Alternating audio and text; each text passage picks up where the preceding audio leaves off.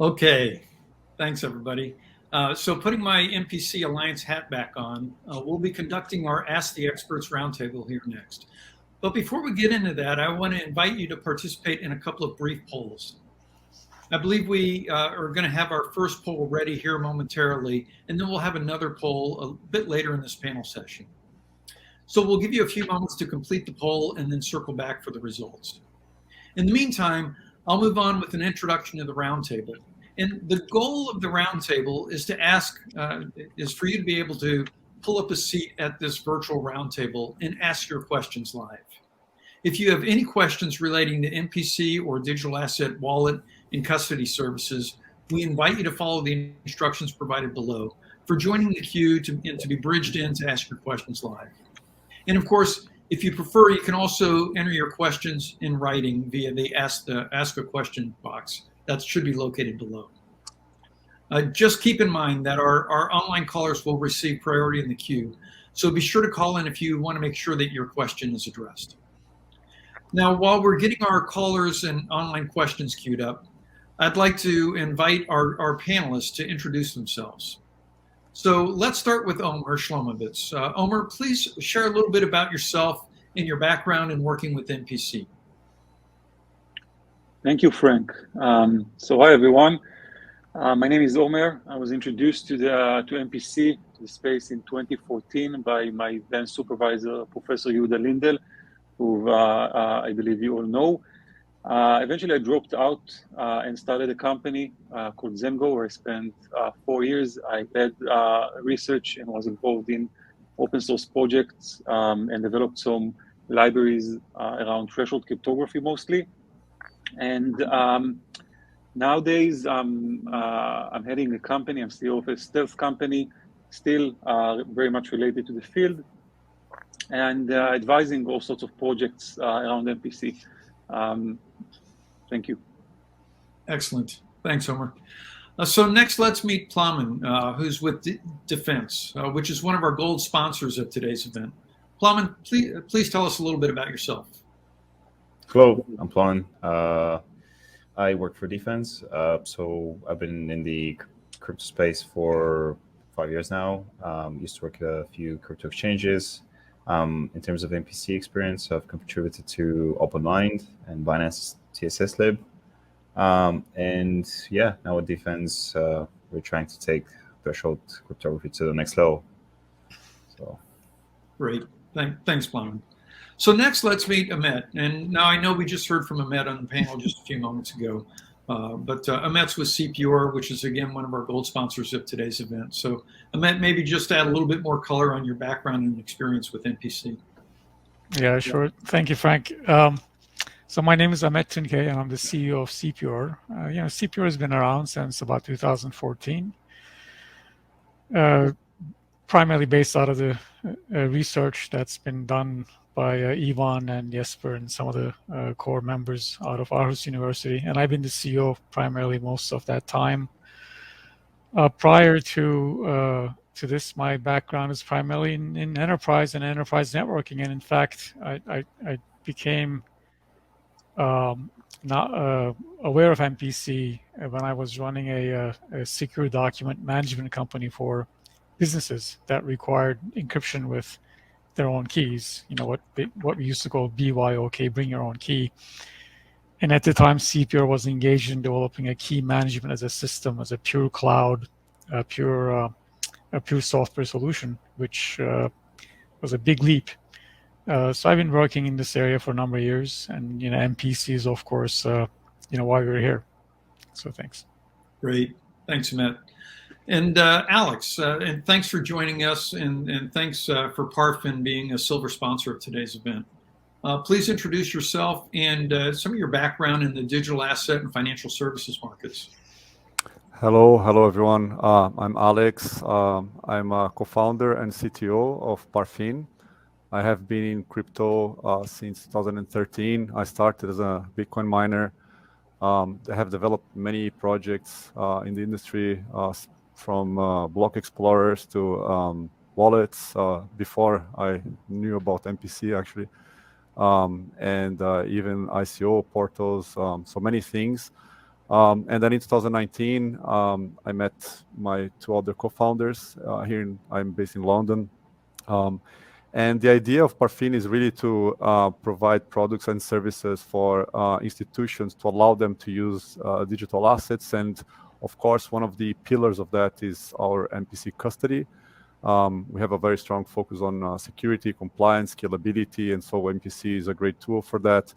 And we have a great, very strong presence in Latin America and Europe.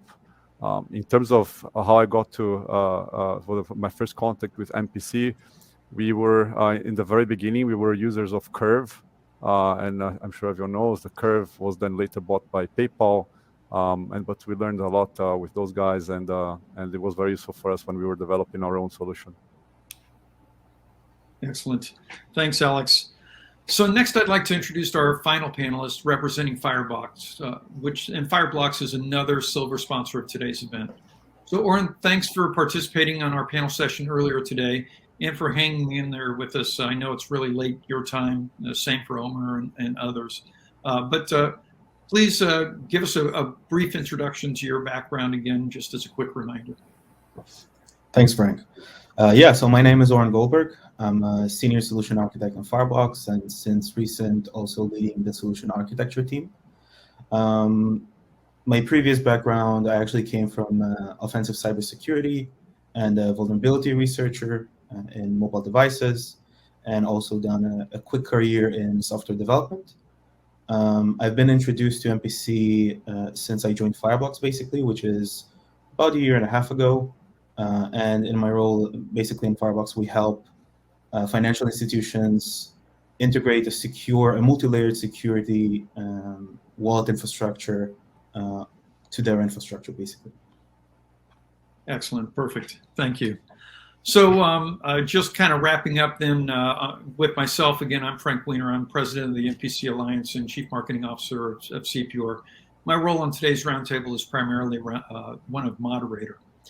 So before we jump in and start taking questions from the callers, let's take a quick look at the results from today's survey. So I believe the question was, based on what you've seen and heard, what's the top criteria that you would say is the driver and what would make you interested in adopting MPC? And it looks like the pretty overwhelming response was that 75% selected improved security to prevent digital asset theft, and that makes complete sense. That's the core and primary reason the technology was really developed. But the second highest ranked option came in at 25%, which was the ability of MPC to provide universal support for digital assets of all types and blockchains of all types, giving you uniform multi-party approvals and policy enforcement and operations. And again, I think that's another huge benefit. Security is number one, but there's a whole set of operational benefits that come from MPC that really shouldn't be underestimated on their value. So that's perfect. So again, I want to invite people, if you haven't already submitted your questions or dialed in, be sure to do so. But it looks like we've already got a couple of questions submitted here. So I'm going to go ahead and open it up to the panel. So the first question is it possible to upgrade a 2 out of 2 MPC set to a 2 out of 3 setup without having to replace the original 2 key shares? Would such a possibility be possible from a user experience perspective? So again, is it possible to upgrade from a 2 out of 2 to a 2 out of 3 setup without having to replace the original key shares and change the wallet? Anybody want to comment on that one? Well, I mean, maybe the better question is why. But I assume the question here is if there's a pre-existing setup that involves a two-party scheme. Yeah, I think it's a 2-party scheme, yeah. Which by definition is a dishonest majority MPC algorithm protocol. And it's not nothing is impossible, but this is not a trivial thing. I I think the real thing is we'd have to understand what the goal is. I don't think there's a simple yes or no answer. In general, depending on how the 2 out of 2 algorithm was originally designed, it may not be possible. But it was designed in such a way that you started with some more general purpose, like a 3-party scheme that you happen to be using it in a 2-party mode. But I don't think that's what's being asked. So maybe. So when we get this question in Parfin, because we can support, as you probably know, 2 out of 2 or 2 out of 3 setups.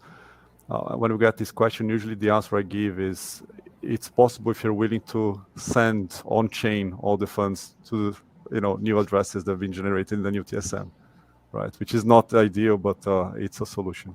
Yeah.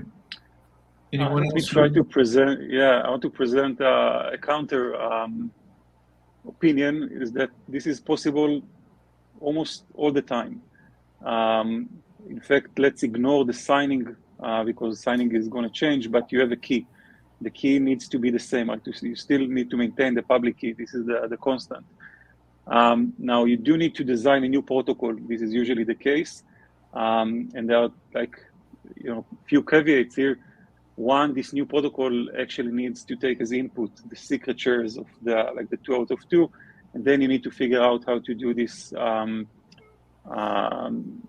division of secret, still under MPC. So it's basically just another MPC protocol you need to do on top of your key generation. And I think another thing is that for many of the MPC protocols, like at least the threshold crypto, the signing keygen that we do today, and this is what I'm focusing on here for security, is that you have these additional secrets, like it can be a palier, a class group element, that those are not so elegantly can be just replaced, so they need to be regenerated in some way. So it's so, I guess, like similar in a way to do a key rotation, if you'd like, but you need to add more parties and so more. So it's just a new MPC protocol you need to come up with. Right. So it sounds like the classic, it can be done, right? It just, the system has to be designed to support it. And what you'd want is the ability for the wallet and stuff to be kind of one layer, one entity, and the MPC 2 of 2, 2 of 3, whatever the structure was, be orchestrated separately. Well, interesting. So we've actually got quite a few questions in here. So why don't we go ahead and roll on? The next one is one that I think is interesting. How can I fully trust that an MPC service provider? How can I trust an MPC service provider given that they ultimately can deny or block or sanction my transactions? So this is really kind of a wallet service provider statement. So, for this, I think it's a pretty valid question. So in terms of like the way we do it is we have 3 options. And I know that some of the people here have similar options. We can either be the qualified custodian. I'm talking in terms of, my company, Parfin. And in that case, we hold all the key shares, and we are using our system to, we are signing the transaction, but you're using our system to and trusting it that we are taking good care of your key shares. But then we also have other options. So, for example, we allow our customers to have all the key shares, or at least one of the key shares. Or even we are now launching a new version of it where the customer can have everything, all the we call it an on-premise solution where they can have all the components and all the key shares and everything. So I guess the question is, it depends on what kind of modality you're using, right? Is it a qualified custodian? Do you have some of the key shares, or is it like a full on-prem solution where you have control over everything? Right. Others? Yeah, I think that's generally exactly the case. What is the model and of involvement of the MPC service provider? Is it as a co-signer? Is it is it a delegated custody situation? Whatever. But yeah, depending on what that setup is, of course you have to trust the underlying technology, right?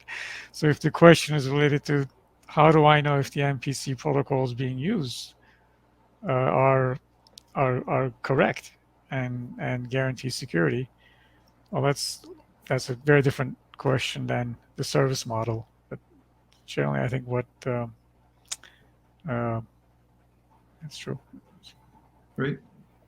So can I also try to answer?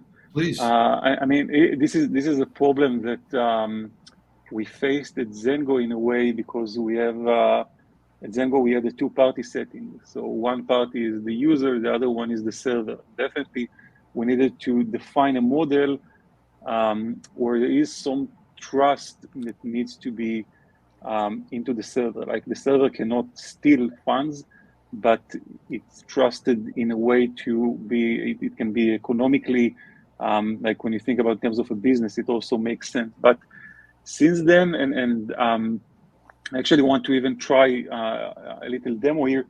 We kind of try all sorts of different things in how to improve this service provider. And like obvious way is to make it robust enough and like, you know, secure, like a trusted execution environment in a way can give you one solution. What I want to try now is to go live and do this simulation where I actually going to sign live now with like this prototype that I have. I'm going to use Twitter for that, and my co-signer, or at least in simulation, going to be a satellite in space. So, and this is like something that we have in the MPC Alliance CryptoSat that provide this service. So I'm going to tweet something, just wrote it down, and I would be able to share a link if I get it back. And this is kind of like a co-signing with space, and then you can imagine what happens when you have multiple satellites doing MPC together, or like again, and so yeah, I guess this is my answer. And if I can actually get a reply, so I would share the link, and you can see it live. Great. So we'll share that link as soon as it's available. So any other comments before we move on to the next question?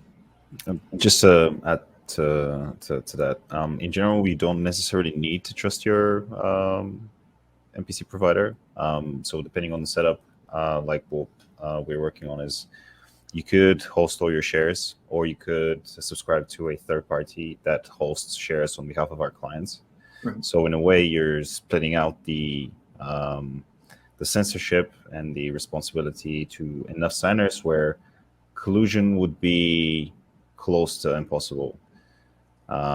So in effect, you wouldn't have to worry that much about being denied or blocked or sanctioned. There are some ethical implications to that, as you can imagine. You know, some transactions you maybe do want to be able to deny legally or ethically, Right. but that's a different discussion. No, I agree entirely. And yeah, I mean, that's just kind of adding my own color on that. Clearly, if you just want a simple wallet as a service, you don't want to mess with managing nodes or key shares or anything, then you're relying on other people. But if you really need to have control, there's always the option to host the MPC nodes yourself, and that takes any third parties out of it. And there's multiple ways to do that. Just to add one more point, there's also the angle of the backup, right? And so, if you as a customer of a MPC wallet provider, if you can have access to the backup of the key shares, it might be possible for you to reconstruct your private keys from that. You know, which means that in the case you get sanctioned or some problem happens, you can't send transaction. If you still have control over your private keys in that way, it's an insurance policy, Sure. let's say, for you. Right. Yeah. It might delay an immediate transaction, but you can ultimately get back if you needed to. You know. Right. Perfect. Okay, so we've got another interesting question, and that is, for someone who's not a seasoned cryptographer or has never implemented a complex cryptographic protocol, but who wants to use MPC in a product, how should one go about acquiring and using MPC? Should they use an open source implementation, hire MPC experts, or use a third-party implementation? I'm sure there's going to be lots of answers on this one. Anybody have any specific points to share? Well, I think just the preceding talk that you did, I think, answered this question directly, and it was actually very, very good in explaining the trade-offs. Yeah, I mean, if you're not a actually, I think a lot of MPC providers, either the wallet providers or the technology providers, really don't expect, and we certainly don't expect our customers to be MPC experts, because then it would never work.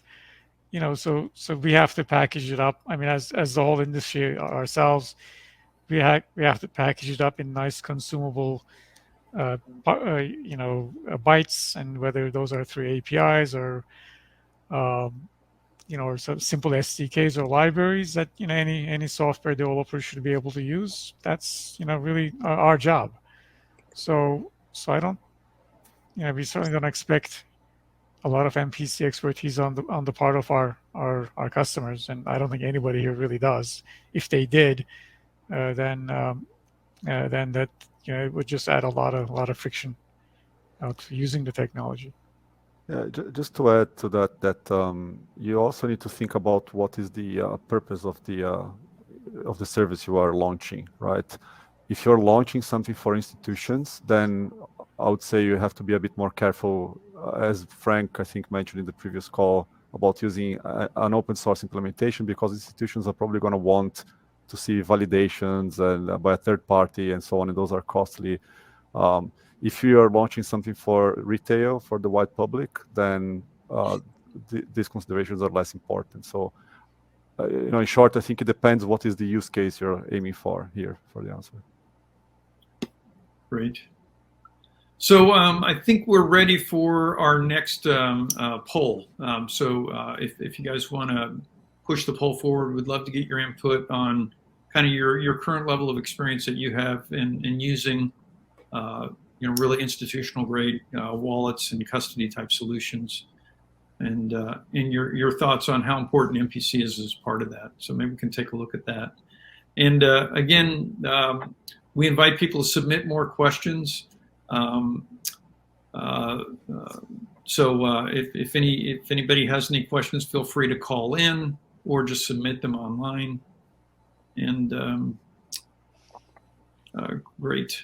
So I'm waiting here to see if we've got some more questions. I thought we had more questions in the queue, but I'm just looking for them to show up here. So just kind of stepping back, there was some discussion earlier, or a topic earlier, about the different options between like a 2 of 2 and a 2 of 3 different MPC protocols, and I've had people ask in the past, is there an advantage of 2 of 2 or 2 of 3 or 3 of 5?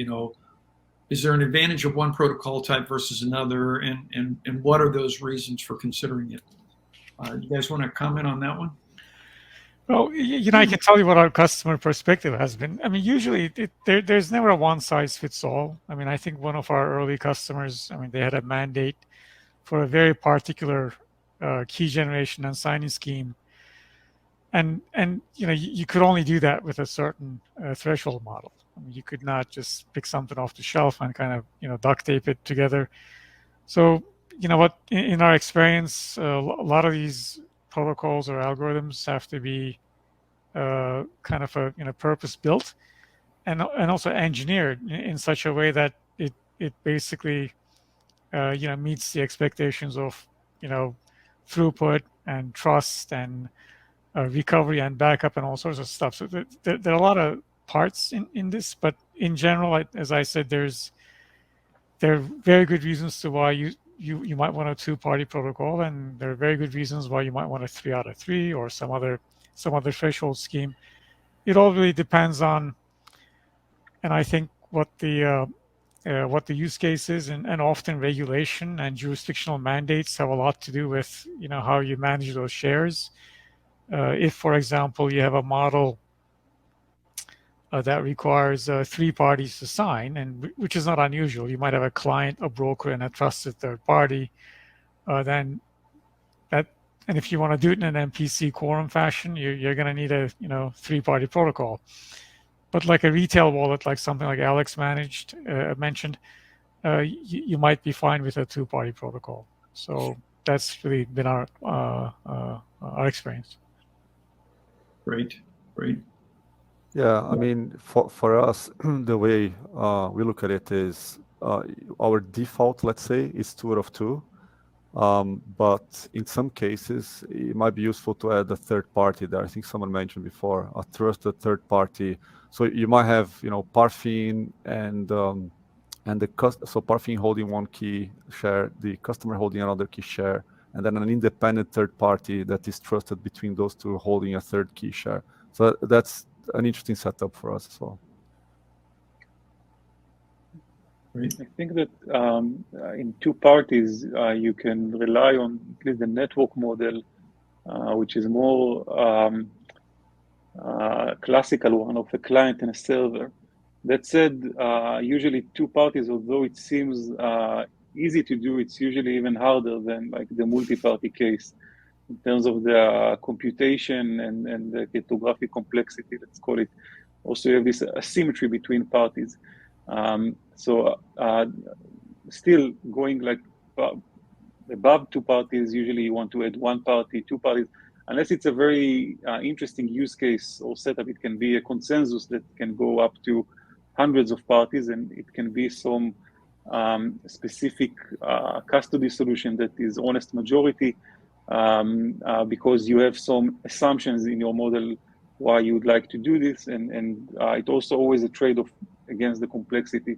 So I clearly agree with the no one size fits all. It very much depends on the use case. No, that's great. That's great. So we've got another interesting question, and that one came in, and it basically is a statement that says, it seems like there's increased regulation is coming, and can MPC allow us to better adapt to and support changing regulatory requirements? And what about evolving digital asset types and service requirements? So basically they're asking, what does MPC do to improve, your ability to adapt to changing landscapes and requirements? I think the short answer is that MPC is just a tool, but it happens to be a fantastic tool in terms of flexibility and adaptability, and because it's generally just most of the time it's just software. Hopefully, it's all software, and also the security and the trust model in good MPC protocols is really provable security. So you don't have to go refactor some existing setup you have, and then you don't know whether it's secure or not. So I think in changing environments, it's generally to have such tools, and MPC is a really good one. Anybody else? Yeah, no, I agree. MPC is great for the flexibility.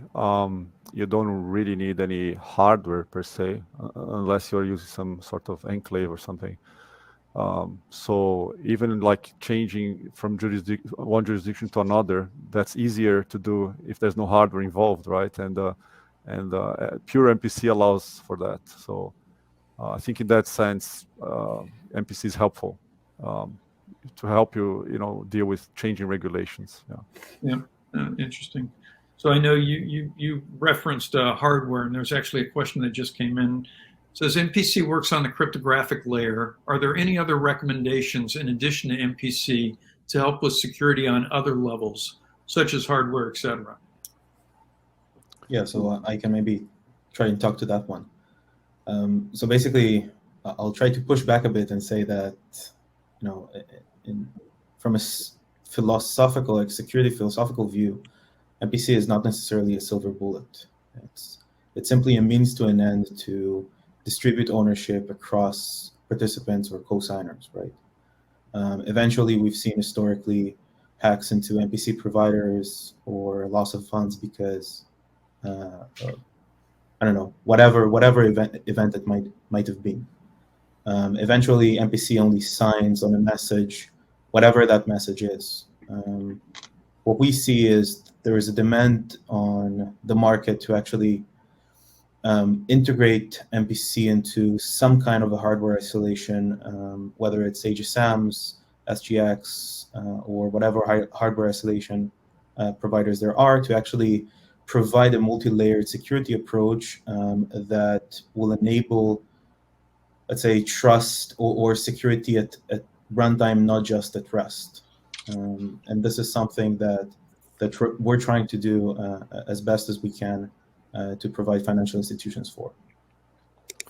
Yeah, I agree with that. And in fact, we've been working ourselves to provide that as well, this additional layer.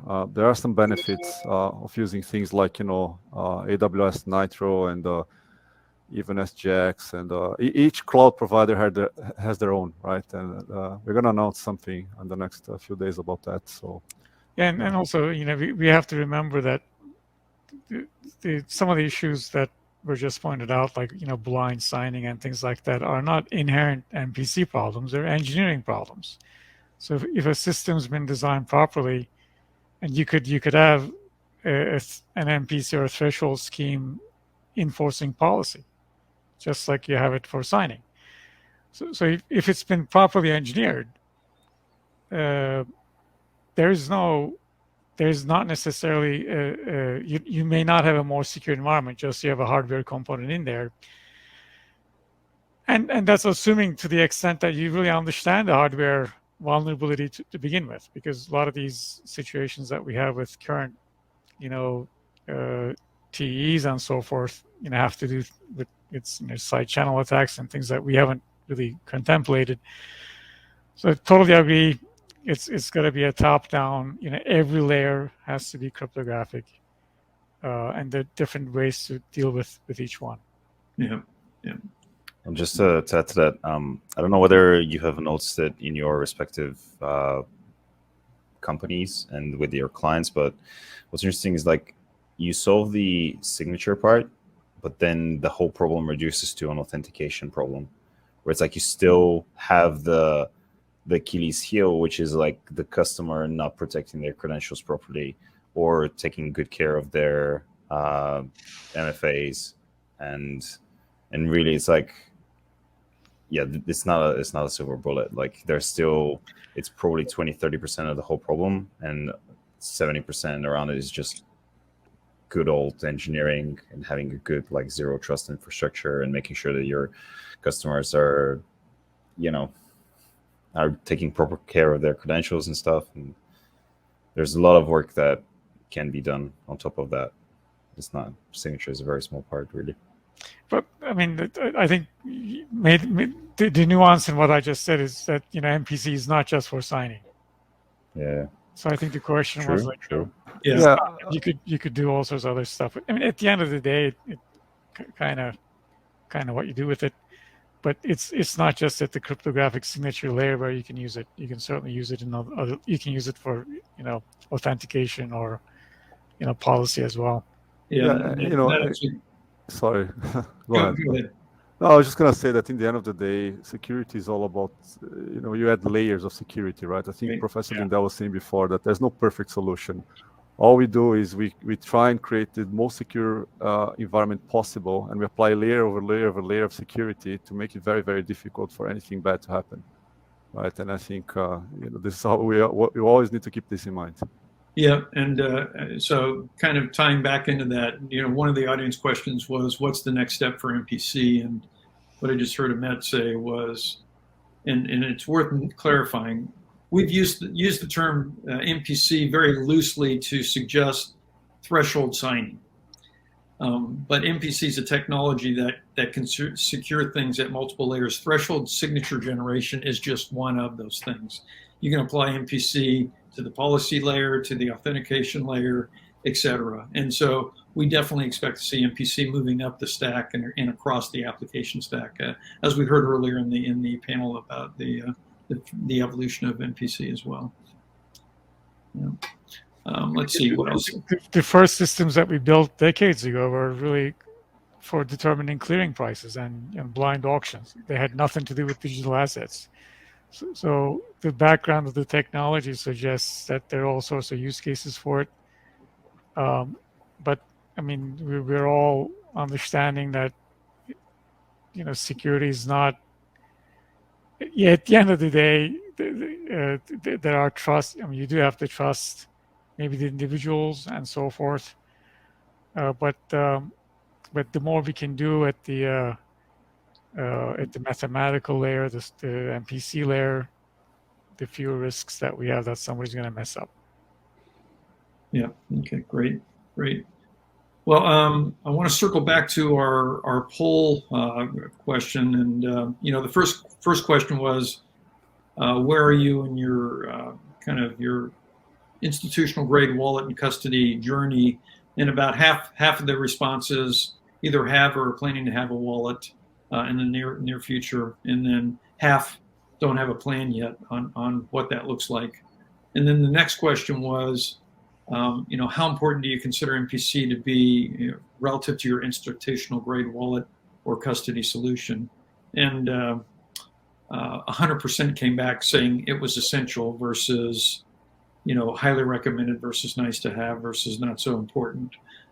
So, kind of going back to the comment that Plumman mentioned, this is not the only problem to be solved, but it's one of the important problems, and MPC is really good at solving it. And I think there's a broad consensus around that. We got time for just a couple more quick questions.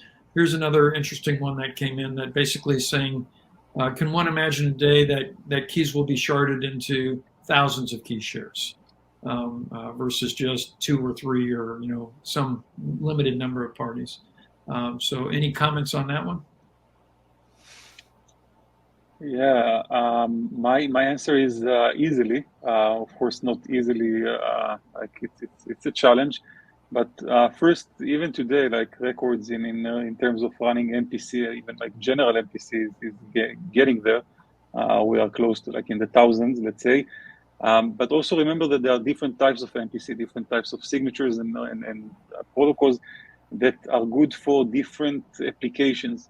So it depends on why you want to run 1,000 participants key sharding, but assuming that it's a basic key generation, and by the way, MPC is going into this kind of a non-interactive protocols. So this is kind of one vector that at least I see, which just going to make it even easier to do, right? Like everyone just send one message and you get this MPC from aggregation of all messages.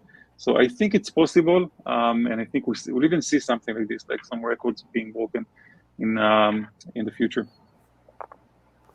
By the way, just to add to that, there is a bit of color to that question, which is do you all see a day where the same way payments were solved with a distributed blockchain, have a day where signature generation is also distributed and not able to censor and always available, redundant, considering all the ethical, legal, and different implications?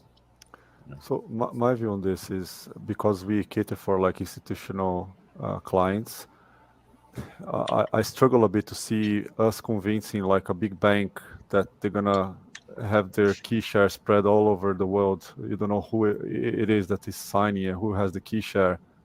And these institutions, many of them are very careful and concerned about compliance and so on. And I do see this for the general retail use. I would probably use it personally if I had a solution like this. That was my question. Would you personally use it? Would you be at a point where, let's say, you don't want to be part of the central financial system, but hold your own assets and nobody being able to censor you? There's solutions for that already, right? I have a Trezor.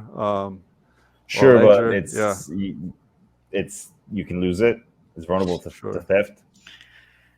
Just 2 cents, and I'm just kind of expanding on what Omer said. And protocols do exist where you can have 1,000 parties with 300, threshold, and these are actually in deployment today. So it's certainly possible. The answer is yes, if that's kind of the use case for that. But I agree with Alex. I think if you wanna, convince an institutional customer to adopt MPC and deploy it in their systems, they're going to care about where these shares are. And in fact, regulation is all about this, right? It's often not about the technology. It's really about control. And I think, people, companies like us who sell to other businesses and institutions know this painfully well. Yeah. And, bringing more context back, it's the technology is capable, and there may be use cases where that's highly desirable. And digital asset key security may or may not be one. But we're getting really close. And I know we kind of added 15 minutes onto this. I think it was supposed to end at 30 minutes past the hour, but because we moved stuff from the earlier session and we extended this a little longer, I think we've got time for one final question. And let me see.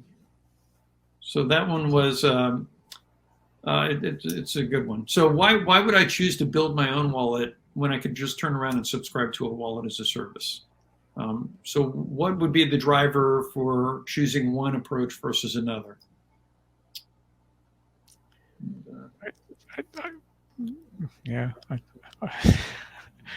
It's primarily about control.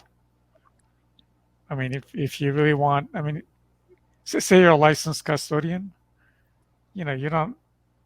The answer is very obvious what you got to do, right? But if your business model is far more, tolerant of the different setups, and a wallet as a service might be perfect for you. Yeah, I have a perspective on this, which is that, as I mentioned in the introduction, we used to use curve solution in the beginning. And there's a few things there. So first, you're paying someone else, right, to provide service for you, and obviously that someone else is making a profit, and so you're kind of making it more difficult for you to make a profit, and also you kind of become like dependent, let's say, on whatever the roadmap of the other one is, right? And so you don't have control over what you need to do. And we experienced that. We needed features that we couldn't have because it was not part of the other company's roadmap. And I think, and even things like the use case that you have may not really fit exactly with the use case that the company had imagined in the beginning. And so for those reasons, for us, it was an obvious decision that we had to develop our own solution.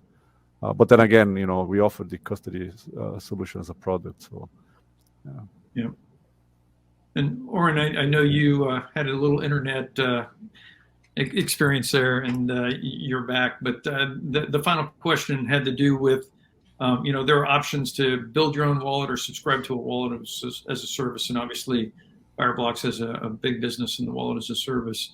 And so you want to just kind of quickly comment on why would people choose one versus another, or a combination, or any of the above? Or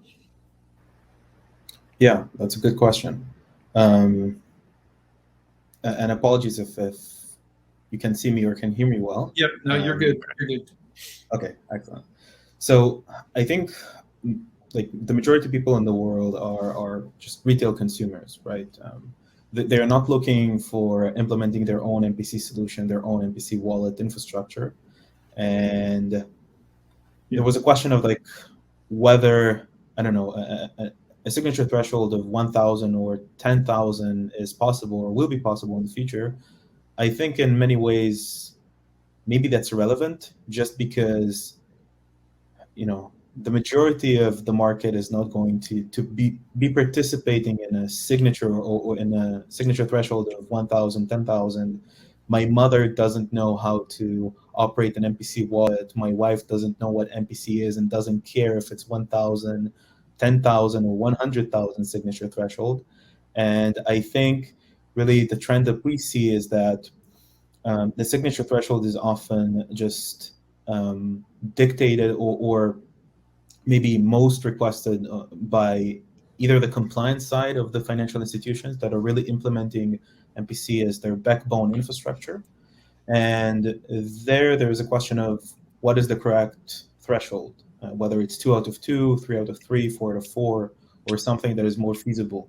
Eventually, it's a question of a trade-off between security and ease of use or ease of operation, scalability, and even optionally like disaster recovery and high availability, right?